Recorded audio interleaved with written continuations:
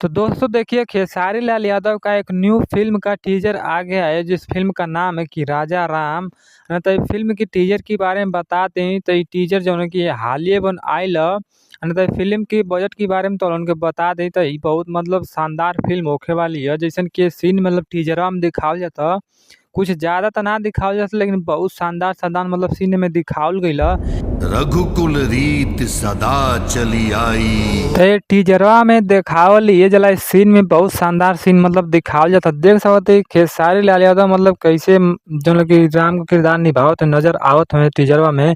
कि तीर का बारिश होत रहे तो मतलब वो ओमे ही कुल दिखावल जाता। अच्छा मतलब शूटिंग दियल गई जैसे कि नदी पर जाके भी शूटिंग दियल गई जैसे जिसमें राम मतलब नदी पार करना श्री राम जी वो समय के वीडियो मतलब शूटिंग दियल गई मतलब टीजरवा में दिखावल जाता। बकचोदी मत कर लौड़े। तो ये टीजरवा में जो है कि खेसारी लाल यादव मतलब कि पहले का मतलब कुल भुलाव लाग गइल है ना। ये मतलब कि वर्तमान में देख बात है जो है कि राजा नाम से मतलब फेमस रहे ना। खाली ये बात बताओ ना कि हम राम ना मतलब कि हम राजा है मतलब डायलॉग खूब बोल के मतलब बतावे ना। ते में जो है कि दू गो मतलब एक्टर हमके देखे के मिलत है गाना में जो है कि पहला मतलब हाई है जो का नाम है कि नम्रता मल्ला जो कि बहुत मतलब फेमस है। दूसरा जौन एक्टर बिया उ ई हई जोना कि हम ना जानत हई लेकिन ई मतलब फ़िल्म जब आई तो लोग जान जालन कि के बा। अरे यार मैं कोई भगवान वगवान नहीं हूँ, मैं राजा हूँ राजा।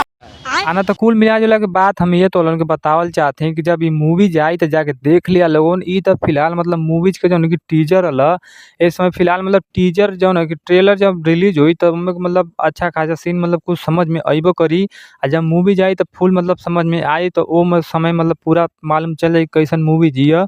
हम तो अनुमान लगावत है कि शायद शानदार मूवीज लगत है मतलब ये टीजर के हिसाब से जौन जौन सीन लौकावल गल मतलब अच्छा आबा ये करते कि अच्छा ओके मतलब देखे में भी अच्छा लगे मतलब बढ़िया लगबे कला। जैसे खेसारी लाल यादव का मूवी अच्छा लगेले तो शायद यो मतलब बन जाई। आना तो हम नेक्स्ट वीडियो मिलत ही आज जौन देखिए के तो उनके देखे के बाद टीचरवा तो सारेगामा भोजपुरी चैनल पर आइल बा जाके देख लिया लोग। अच्छा, हमको सिखा रिया है।